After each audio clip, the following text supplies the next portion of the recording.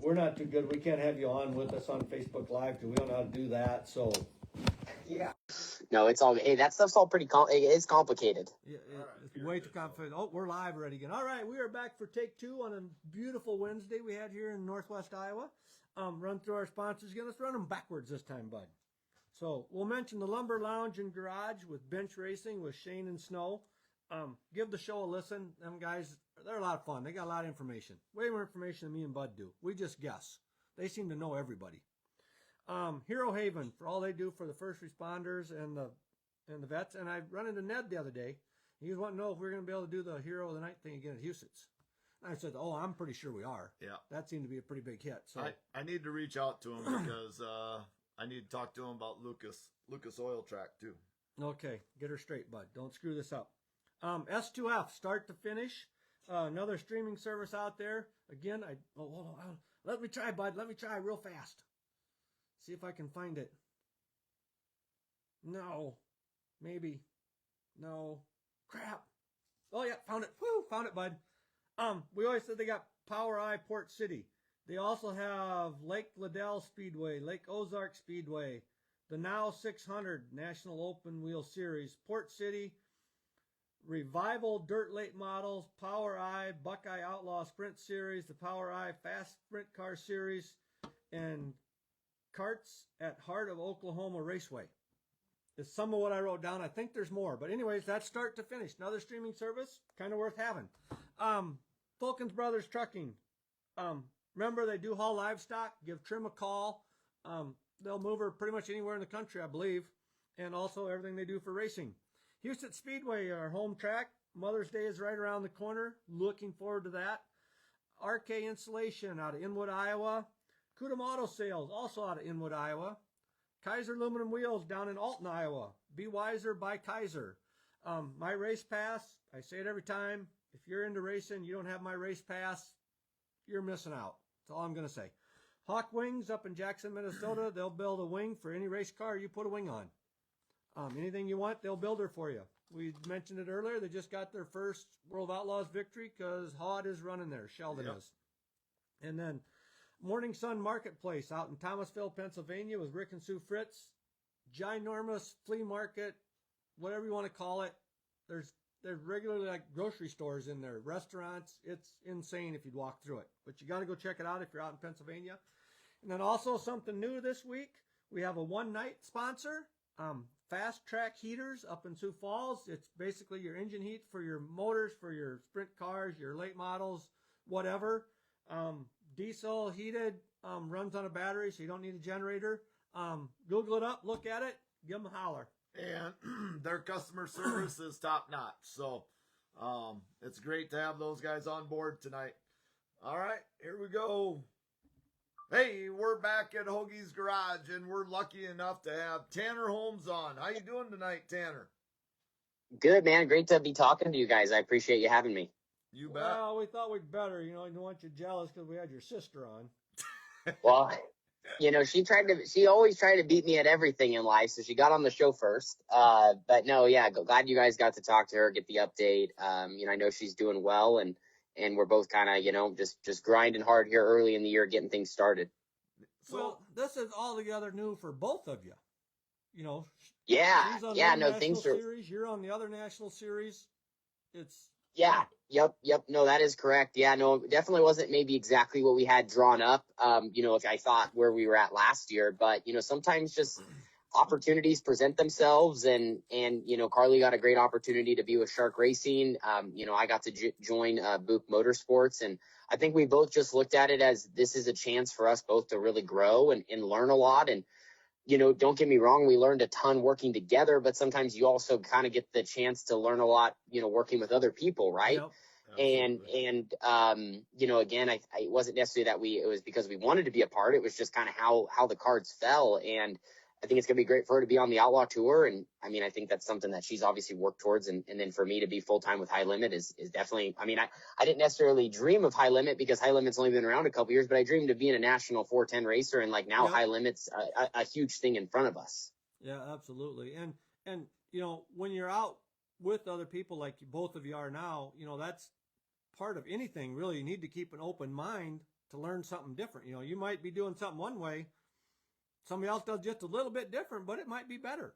So, you know, For hopefully you're sure. both learning things, and if you should happen to get back together down the road, you'll just be that much better. Absolutely. Yeah, we always say there's like a lot of ways to skin a cat, right? Yep. And in sprint car racing, there is. You know, the cars have been around for a long time, and they've changed in some ways with technology, but in other ways they haven't. And that's why you see, you know, you see some of the older crew chiefs that still have a lot of tricks up their sleeve and things that worked, you know, 20 years ago that still work today. And so, yeah, it's great to be around people that, you know, would take you under your wing and learn from. And we've both, Carly and I, both been very blessed to have been around a couple teams that have, you know, helped us get to where we're at, and you know, helped us make the red 18T last year, you know, competitive, or, you know, cars Yep. we had in years past. And we still have all of our equipment. It wasn't like we, you know, by going and driving for other, you know, me driving for someone else and Carly working for another team, we got rid of anything. Still got all of our engines sitting there and got cars sitting there. It all needs a little work to get going, but, you know, it got left in a good spot, you know, and we have, like I said, still have the equipment. You know, and it's nice to have, you know, THR still all sitting there. Again, we just had good, you know, good opportunities to go chase some stuff on the road this year, and hopefully progress in a really good direction. Yeah. And you got to have something for Dad to do while he's at home. He could go out and tinker in the shop if he wanted to. For sure. No, absolutely. No. And I know he always talks about that. And I know too, he'll probably be, you know, on the road some with us. I still have my t-shirt trailer and whatnot. Yeah. I mean, I'll be doing a lot of road miles. I'm sure he'll be, you know, helping even with some of that here and there. We talked, you know, I mean, on the high limit tour, we got to go from one weekend Skagit and then we got to be in Port Royal. So like, that's a solid 40 hours right there. And Yeah. Nice to have a little help behind the wheel, you know, away from the track, I'm sure for myself, just so I'm ready to go as we go from place to place. And all that will be you know, again, a lot of new challenges in a lot of areas this year. As you know, we're running a bigger schedule than I've ever ran, and, you know, more than I've ever bitten off, you know. Yeah. So will Mom and Dad be in Vegas with the t-shirt trailer? Yeah, they'll be in Vegas, and I think they're going through Arizona, and then my mom will probably be at, you know, more shows throughout the year. I know my dad will be at some too, but he's still got some stuff going on at home with our family business, Yeah. and is also recovering from, you know, he had a knee surgery, so he's still, you know, kind of been you know, recovering from that from the off season. You know, just, and so sometimes, you know, when you have a knee issue, flying isn't always the most convenient. So that's No. more the main thing, The right? sitting Flying ain't back very and good forth there. and stuff like that. So, and it's not always, hey, don't get me wrong. We're all about driving because we did it for years, but it's not always convenient to drive 20 plus hours to the races. So, you know, but I know that he talked about coming out, and like, you know, we always have that, you know, once we get to July, we race a lot. And so there's a lot of races that they can hit. And I know he talked about coming to all that. And obviously no one wants to miss the Knoxville Nationals and the Kings Royal. And, Yep. like I said, by the time we kind of go through that swing, I mean, there's, you know, we're racing 4, 5, 6 nights a week. So I'm looking forward to it. It's, you know, I'm actually happy this next week we kind of officially get in race mode. We've ran a couple races Yep. already this year, but, you know, but still, like, they're a little spread out, and everything's been at Volusia so far. So you kind of get, I think, Florida to kind of shake the rust off. And then now, you know, we'll actually see a variety of tracks the rest of this month. Yeah. 'Cause that's, Before we had in our intro, oh yeah. how long did you run for Shark back in the day? How many years ago So- Uh, has that even been? That was 2023 is when I got to run for them, and I did about 25 shows. So yeah, up until that point, I'd only ever driven really my own car. I never, you know, never drove for, you know, I had like a one-off. I had a close friend of ours, Brian Crockett, in the area. I drove, he had like a little limited coilover, like a experimental sprint car that I drove one time, but otherwise I'd only ever raced my family's equipment.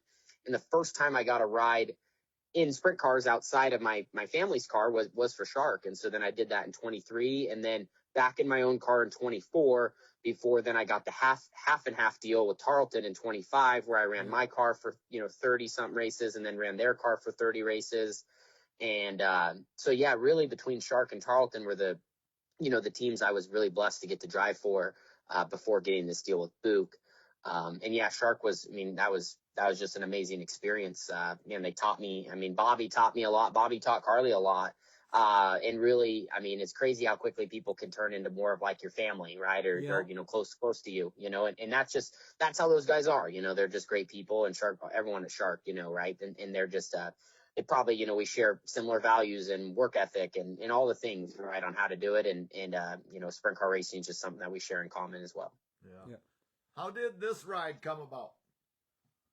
Yeah, so I think Book Motorsports, they knew at the end of the season, or once they knew, I should say, they knew they had a change coming with Dason moving on to KKR. Tom had actually reached out to me on Facebook. I think we were friends, or maybe I don't even know if we were friends or not on Facebook.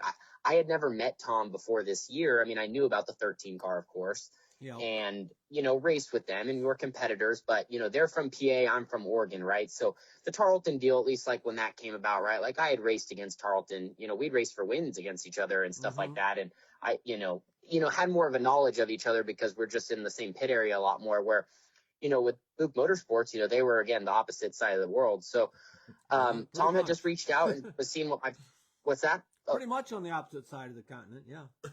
Literally, yeah, like literally. So I mean, Tom had reached out and, again, just reached out like on Facebook, and we just chatted back and forth for a second and asked if I was interested or what my plans are. And I mean, I would assume that maybe he was talking to a few other guys too, just kind of putting feelers out, doing your job as an owner, like, okay, we have a change coming, let's see who's available. And obviously you want to do that as early as you can because, right, guys start committing one way or another to different things. And I just told him that I was interested and, would love to talk more, because I did want to go national racing, and I knew that it was going to be difficult with my car to do it.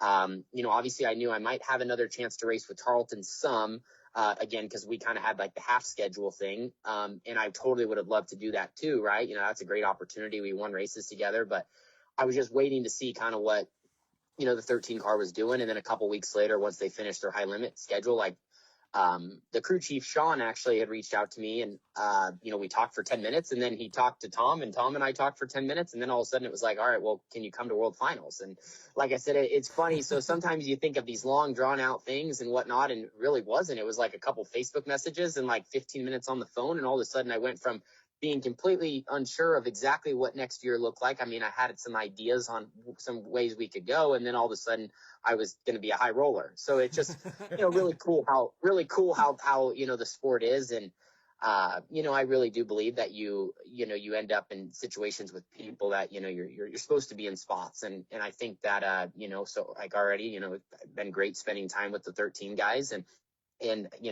they just want to race really hard and go run a lot. And that's, I have the same vision, right? Go race a lot and get the seat time. And I think right now is a crucial time in my career to, you are putting in the work to put in the time to be, right. Those first couple of years of like getting on tour, that learning and all that. So, just love to build with a team, and hopefully that's these guys, right? And they're kind of, like I said, in the same spot of like wanting to build the program and go win national races and go win big shows. Yeah.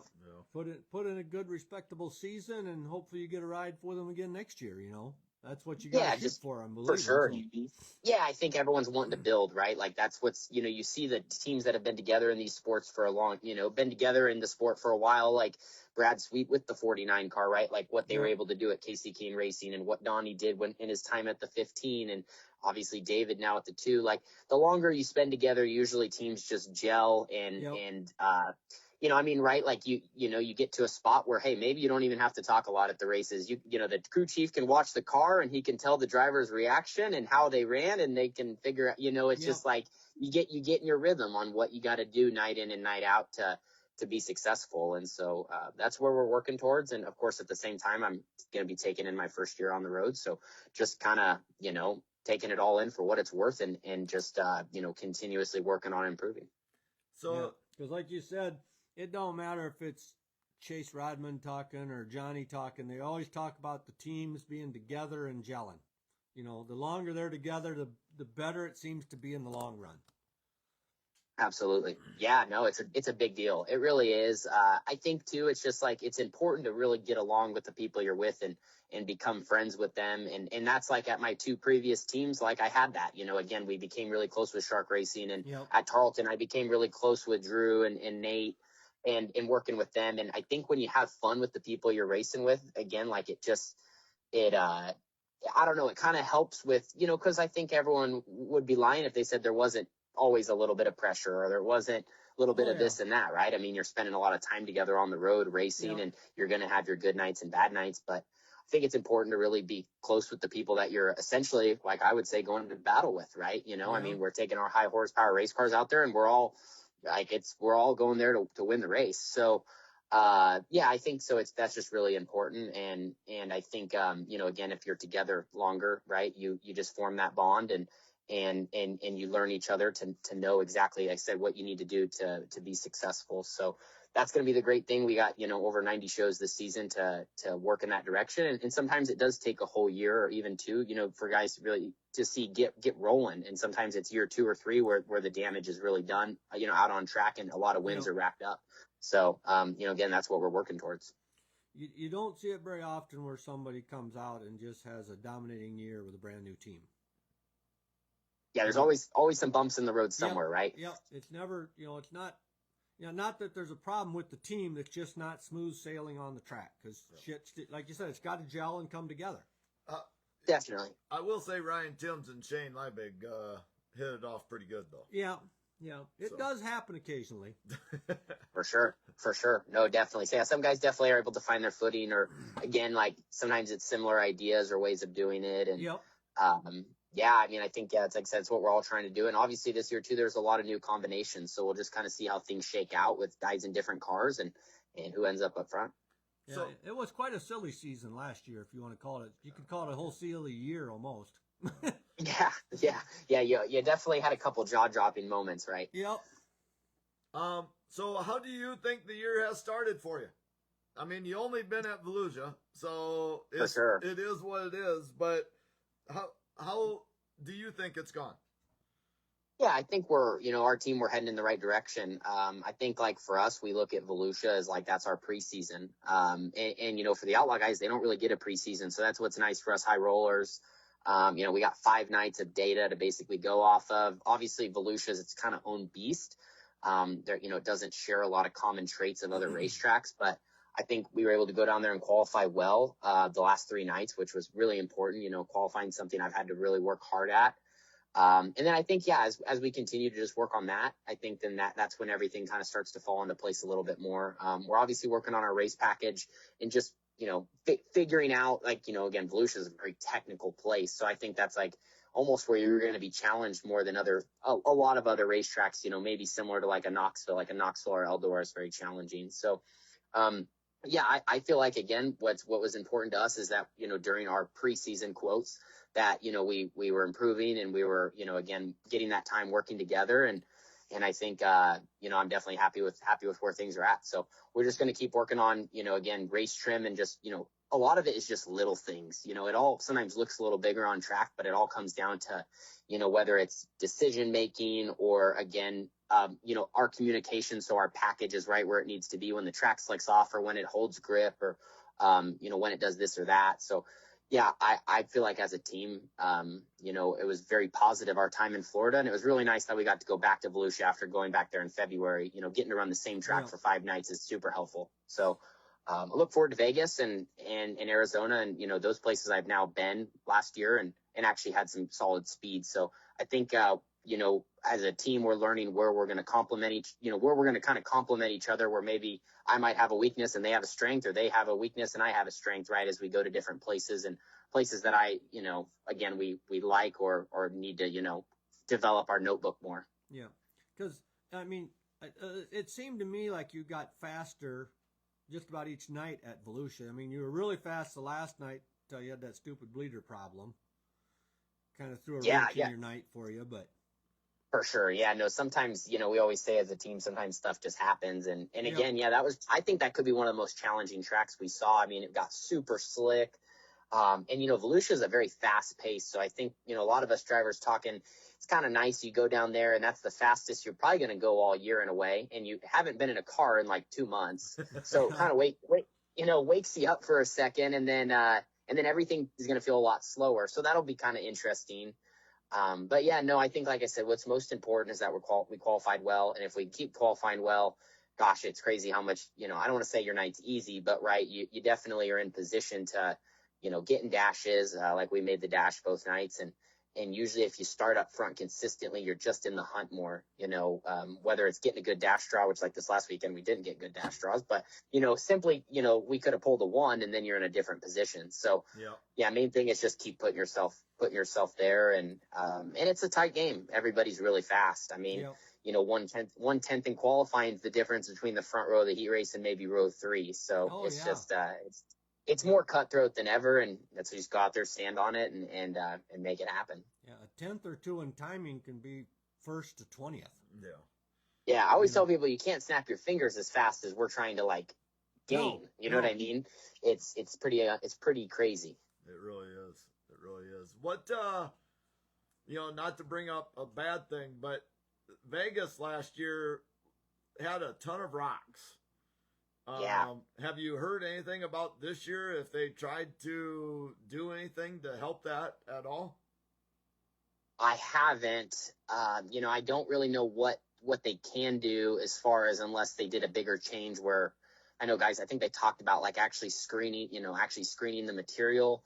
I know it's one of those things that's difficult as well because it's almost like as you dig into the surface more, let's say to rework it or to till it, you almost dig down and bring the rocks up, so you almost need it hard. It's like a catch-22 because then if you as a race fan watching, like if you leave a surface hard and sealed up, then usually you can't get moisture in it and then it takes rubber easier. Yep. Or, like you got to have a happy medium of the right amount of moisture, but the right amount of depth. So then the track, kind of comes apart, but then there's also moisture moving. So then you develop a bottom, you develop the top, all that stuff. So I haven't heard them doing anything. And I mean, all I know as a driver is I'm showing up with the rock screen and the best helmet I got. And that's that. I know some guys obviously don't run rock screens and whatnot. And again, that's just it's all preference, but I mean, it's one of those things you just hope that maybe they can kind of get it, maybe at least later in the night where it is a little sealed up and packed in the right spots to where we're not, flinging, big objects, but it's just kind of the name of the game. Sometimes it does, it's definitely not great. It's definitely not great. Don't get me wrong, but, it's just, I guess we'll just see how it pans out. Maybe a bulletproof vest also. For sure. No, and trust me, I've been to some places that are rocky, but it's not good. I know last year I had 2 flat tires in the same feature, both from rocks. Not like I never touched the wall or nothing. Yeah. They're that sharp, for whatever reason in the Nevada desert, just the material and everything. Yeah. So, hopefully, like I said, maybe if they can get it smoothed out, then we don't deal with that. Cause even that alone, right? Like it's kind of just, it's almost random, like randomly guys are, who's going to get a flat next, because of, for what, not anything, any fault of any driver. It's just kind of, based on circumstances. Yeah. Well, who was it that got hit in the head in the pit stands last year? Which driver was that? I can't remember now. Oh yeah. I don't remember, but yeah, no, I do. Yeah. You definitely don't want to stand in certain spots. It's not, and you want, you almost got hit in the head, but yeah, might be safe for the situation, but. Might be safer to wear your helmet in the stands while you're watching, I guess. Yeah, there you go. So, let's jump around here a little bit. And I'm sure you've talked about it on your own deals, but how was the whole New Zealand trip? New Zealand was fun. It was a great time. I definitely would go back. I really enjoyed my time down under, and I think that's, hopefully in the future how I continue to get to spend some of my off season. It kind of helps break it up a little bit. Yep. It's also something new, and it's a little fresh because I hadn't done it before. But I got a chance to go down there and race, and we actually didn't get some of the, one of those things as a driver, you obviously, it's weird. It's like a vacation, but, as a racer, you still have the racer in you and you want to go anywhere and win. So we didn't bring some of the results we would have liked home, but 2 of our 4 nights were actually, pretty solid. One night we started 20th and ran up to 5th, but we had broke a U-joint earlier in the night. So that's why we started so far back. And that night, I think if we started, up front, kind of where we were supposed to, probably maybe could have won the race. And, but yeah, it's just unique to see those places down there. They're, you're on an island, so it's a little sandier. It's kind of dusty. They have a lot of different rules because it's under Speedway New Zealand, what it's called. And, and I said I got a chance to drive a great car. The team was known as BMAC Racing Team, a couple brothers that have some cars on the South Island and a great family and stuff. And definitely would go back. And I know they're trying to kind of grow the scene down there. That's why they had brought some Americans down, right? Just to kind of try to shed some light on it. And got to run, I crossed the place off my bucket list, Ruapuna Speedway. If you've never heard of it, it's a really amazing venue, cool place, cool track. It's on the South Island in New Zealand, just outside of Christchurch. So definitely want to go back. Would love to go to Australia too, but it was just nice to have some time down under, to see again, something completely different. and also still get some racing right in between. See the island, but also get to race while we're there and kind of cross off racing a sprint car in a different country off my bucket list to experience. Yeah. Anytime you get to do something new like that and still be racing, it's got to be fun. Oh yeah, it's amazing. I mean, and I've been lucky, like all winters, we run the go-karts and stuff, but like the last few I haven't ran as much, and not for any particular reason, just have, had a little bit busier schedule and then been racing a little farther into like November and, starting a little earlier now, like February or March. And I just been so accustomed to running a lot of outlaw kart races because it's fun. That's what my friends were doing. But, I was like, this year I really wanted to, like I said, kind of get out of my box. And I thought, well, and I, was contemplating on doing Chili Bowl and seeing what that looked like. And I was like, you know what? I run sprint cars all year. Why not go do something that actually had to do with sprint cars, which, Sure. Again, run sprint cars in a different country. And it just so lined out too that a lot of people down there, had similar equipment just because like we run triple X's and triple X's are pretty popular in New Zealand and Australia. And some of the motor packages aren't too far off. So anyway, it just kind of all came full circle, to go do something like that. And it's crazy. The population difference is a lot different down there, but man, there's some race fans and they love it. And they just, the people down there are almost crazy. You think if they send them out in a sprint car, they just hold it wide open and it's something to see. Like there's some guys that can drive. So, yeah, like I said, and it's a similar situation. All of a sudden, you're down there for a few weeks with some people and all of a sudden it feels like you're with family, Yeah. So, they just like to have, people down there, they do like to race, but they just like to have a good time and, and party and hang out and then, race when they can. So it's pretty cool. How long of a flight is that? That part, that's the one part that I wasn't great. No, it was 13 and I think it was 13 hours. And I got very lucky on the way there. Well, I actually had an issue where I missed the flight because I got delayed and all this crazy stuff. But I got lucky that the flight that I picked up to get there was like nobody on. So I got a whole row to myself, like even though I was in an economy seat. But on the way back, I got stuck in the middle seat for 13 hours. And I'll tell you that with the crowded planes, not ideal, but definitely well worth it to go do it. It's a long ways across the Pacific to get to those islands. Yeah. So when you're there, did you drive like a rental car or anything, or did somebody else drive you, or what's that? Having to drive on the wrong side of the road would be tough to get used to. Yeah, so there was a group of people that organized our trip that were from, so there's a track down there called Cromwell, Central Motor Speedway, and there was a group between like Peter Murphy and Jason Scott, a couple guys that, have been involved in some racing here in the States and then also down there. And they had brought myself and some other Americans over. So they had like picked us up and there was some cars available and we were kind of actually staying at this really cool complex that was right by the track that had some like apartments and stuff. And so, yeah, I got to drive down there. They do have Uber and stuff down there too. So we use that, but yeah, driving on the wrong side of the road, like I always thought you're focused when you're racing, but I can tell you this, when you're used to driving on the right side and you got to drive on the other, you're focused. Like, cause you're going, when you're going through roundabouts, it's a little not, you can't go through a roundabout the wrong way and just the turning and you find yourself looking over your shoulder a lot because you're expecting cars to be coming from different directions when you're turning and moving. And yeah, it's something for sure. But, by the end of the trip, I was finally like kind of used to it. Along with that too, the roads down there, there's no freeways. So at least on the South Island, there wasn't really where we were at. So there's like no freeways. So it's all 2-lane highways and they're not very wide. I'll tell you this, our semis and stuff wouldn't get around down there. They're not built for it. So yeah, it's just a different world in a way, almost like they're a little back in time, which was really cool. Like, and the people there, they embraced it and that's what they were all about. So cool. You're saying a couple old farts would really struggle trying to go down there and drive. Yeah. No, it might be a different, but no, like I said, it was cool. It just takes a while to adjust to, again, just some of the stuff, that's just different to their country. But definitely all, I thought it was cool because it definitely made it all part of the experience. Right. Yeah.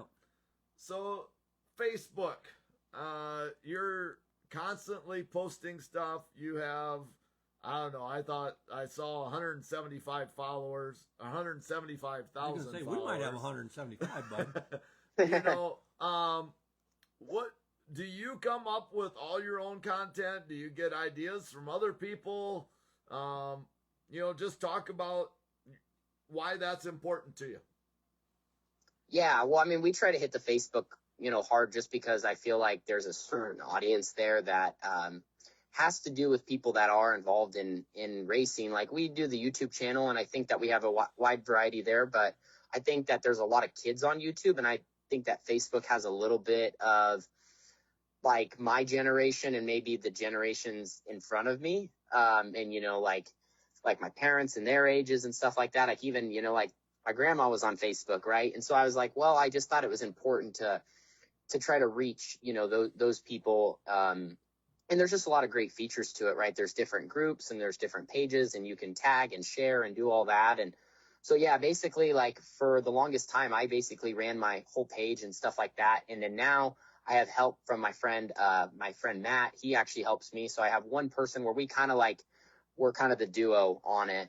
Whether like I'll write all the posts, and then he'll help make some of the because we do graphics and we do different things, illustrations, and of course, like all the talking stuff I do myself, just kind of talking about night recaps and this and that. But yeah, for the most part, I mean, yeah, I do run a lot of it, and it's important to me just to help educate people on sprint car racing. I think there's a lot of people that see sprint car racing, but they don't actually see it, right? I mean, it's a lot different than what it just looks like in the grandstands. And so to me, it's important to share that because it's really cool what we do. I feel like we kind of like are holding on to like a golden nugget, but there's a lot of the world that doesn't even know we have it in our hands, right? So yeah. I just kind of want to show some of that, and I feel like also we're in a spot where sprint car racing is really about a boom. I think it is booming right now. I think it is, but I think like it's compounding very fast with the Outlaws and with High Limit, and like even though I'm a high roller, like Outlaws are doing good things, and High Limit's doing really good things. Like the national scene's trending in a good direction, and so I just want to be a part of it. And I felt like, I've been very fortunate to, be able to make content and stuff. And I just wanted to keep going down that, because I also think it shows some of my journey, because, even what my posts looked like a couple of years ago when I was just racing go-karts or whatever has changed now to, how we're, going on tour and we're doing this and that. And it's been a cool way for people to follow what we do, and then also learn a lot about us and learn about the industry and meet people and connect. And that's really important. And yes, Rick, he is talking about us old farts. Fritz is listening. Fritz, he missed the first show. Damn time change, or damn time zone got him. Yeah. Yep. But No, but yeah, like yeah. Like you were saying too, just because the average fan, let's just say your basic fan, we have no idea what all goes on behind the scenes. We go to the races. You guys go on the track. You go fast. You turn left. That's what we get to watch, and that's what's fun for us. Because, me and Bud, we're not smart enough to do the technical stuff at the track. If we go help anybody at the track, we're mud scrapers. Yeah. Or if you need help pick the front end up or something, if, you got to adjust the weight or something. If you need a little bit of muscle somewhere, we can maybe. A little bit. That, but we're not talking we need them. But it's just, there's so much more to it than we understand.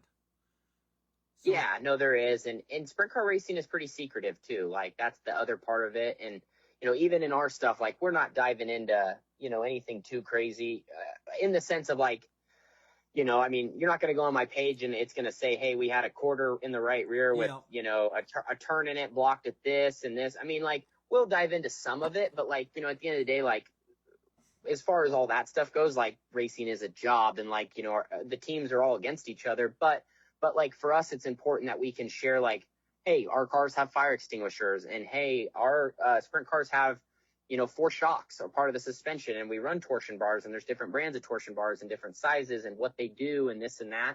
So like for us, it's like about explaining the car, and maybe how it's changed over the years. Also, we dive into rule changes a lot because, for an average fan, they show up and they might not understand, why is there one car going around the track for 2 laps at the beginning of the race night? Because, they've never been to a race. They might have just saw, on the billboard in town that the Outlaws are in town, and they don't even know what the World of Outlaws is. So like we try to have content for people at different stages, for like the very newest, like we had a video called Dirt Racing for Dummies, but then also we have people that follow that really do know what's going on, and they want to, they want the most in-depth stuff.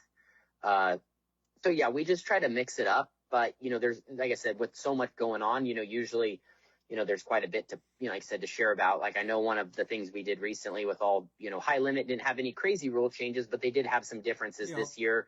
and how the Outlaws are doing things different. And it's important for us to share that because people are watching both. And, things, like I said, can look very similar on the outside, but sometimes behind the scenes, they're operating differently, or the formats are different, or, the races and the purses. And I don't know, all that stuff's interesting, right? People want to know what stuff costs and what drivers are winning and how the teams operate. And so, yeah, anyway, like, it's great for us to dive into that. And I think it kind of lets people see behind the curtain. Yeah. And even just the simple things like how to get into the dash from either series. They both do it differently. For sure. So, No, definitely. Yeah. Or like we even just did a cockpit tour that we're going to be posting, like just show people like inside our car, like, because people are like, well, what's that lever? Or, sure.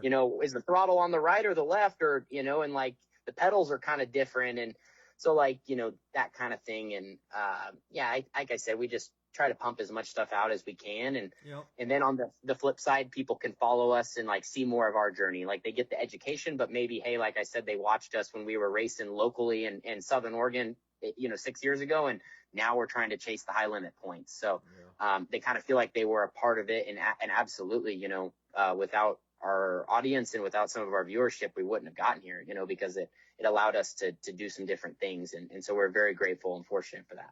Well, the people that have been following you have watched you go from the outlaw go-karts. carts, the go-karts, to grow into the young man that you are. I mean, they've followed the whole journey, so it's been a lot of fun for a lot of us.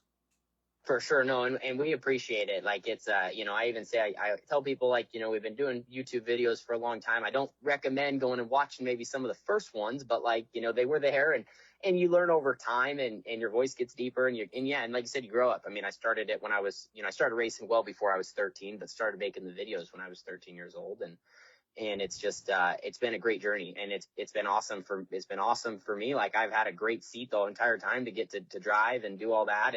And then, I try to also, like I said, make it where everyone else has a great seat to like I said, legitimately be a part of it. And we value our fans, whether they, just got on board or, like I said, have been around since the karting days and saw a lot of ups and a lot of downs and everything in between. So, random question. Well, not really random, but I don't expect you to know it. Do you have any idea how many Facebook videos you've made since you started? Have you, by chance, is there a way to keep track of that or anything? There actually is a statistic because I was just looking at it. So my page right now, which I've had my Facebook page only for about, I think, five-ish years, because we had a page before, but then I made one more about myself because I had one with Carly and it was more like, my parents, they did a great job. They were just trying to help us, right? So they made it was called TC Racing, which is like, that was Tanner and Carly Racing, or when we were kids, and they would post some on that. And that was before like we knew how to use social media right as well, like even before I started making videos. And so then now my page has been active for about 5 or 6 years, and it has 9,600 posts. That's a few. Yeah, that's a couple. Yeah. We thought we were doing pretty good. We got 400 or something, don't we, bud? But yeah, I mean, we're pumping out probably like anywhere from 5, like a low day is probably 4 posts on Facebook. And then, on our race days and stuff, we're well over 10 because, we're doing a lot of updates. And like I said, we're trying to almost make it that if you're sitting at home, by the time you watch on Flow, and by the time you watch our stuff, like you have all the information you need on like our point of view, what the racetrack we're at, what it looks like, some content on, again, what it, like if you were there, like what it would look like if you were there, and then you can watch on Flow, and then you can watch our video after to see even the behind the scenes of what happened in our pit, my feedback on the car, again, if we did well, hey, here's what we need to work on, we had a mechanical failure, we had to do an engine change, backup car, or hey, maybe we won the race and here's what the check looks like. You know what I mean? So, we just try to pump out as much as we can. So how well do you know your schedule on your off weeks? Is there a chance you're going to be coming to the High Banks Nationals at Huset's, or do you go to Skagit, or do you just take that time off? We don't know yet as a team. I think we're still kind of trying to figure that out. I know that, Huset's is right there and Skagit. I think we're kind of just waiting to see till we get closer. With me running with Book this year, obviously the decision doesn't necessarily lie in my hands. I mean, obviously, I guess I can give my opinion, but obviously the team's got to do what's best for them. And I'll go race, if they say we're going wherever to race, I'm in the rig with them to go. But yeah, I mean, obviously I know Huset's has done a great job with their event, and it's crazy to think of someone winning $300,000 in one night. So, I know it's definitely not off the table, and we have TBAs on that weekend. So I think once we're probably, I would say, within 4 to 8 weeks of it, and we'll just see where the season's at and how travel is, because obviously it's if you're at Huset's, you got to go from Huset's to the next weekend's Big Sky, or, you got to go from Skagit to Big Sky. So they're kind of a similar travel, just going all the way back, obviously, to Skagit's probably a little farther. So, yeah, I don't know. We'll see. I know, obviously, before I was a full-time high roller, obviously I was focused on Dirt Cup because I was from out here. But then, these guys are from PA, so technically Huset's is closer. So we'll just kind of see how it plays out. Yeah. So Go ahead. Nope, you're first. What are you most looking forward to throughout the year? I think I'm looking forward to just getting like, a lot of races in a short amount of time. I don't think I've ran over 70 shows in 1 year before. So this year, basically, I might hit 100. So that's 70 is still a lot. It's a ton, but 100's is a ton. So yeah, I think, just getting to, run so much consistently and then be like, be on tour all year. Like, where in years past, it might sound crazy, but when you kind of go run a local show and then you go back and run with the Outlaws and then you bounce back to here and then you go run with NARC, like, I'm not saying you can't get your rhythm doing that. It's just you're running against a very vast variety of fields.